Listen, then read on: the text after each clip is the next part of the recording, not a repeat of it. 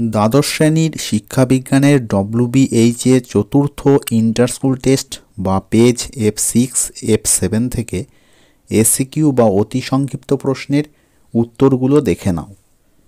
এই সমস্ত প্রশ্নের উত্তরগুলো তোমরা খাতায় লিখে রাখো এবং উচ্চ মাধ্যমিক 2024 পরীক্ষার জন্য প্রশ্নগুলো উত্তর সহ ভালো করে তৈরি করে রাখো। WBH টেস্ট পেপার থেকে শিক্ষাবিজ্ঞানের ইন্টার স্কুল টেস্ট সেট 1 থেকে WBH inter school test set 3 পর্যন্ত সমস্ত এসিকিউ বা অতি সংক্ষিপ্ত প্রশ্নগুলোর উত্তরের সমাধান ইতিমধ্যে আমি করে দিয়েছি।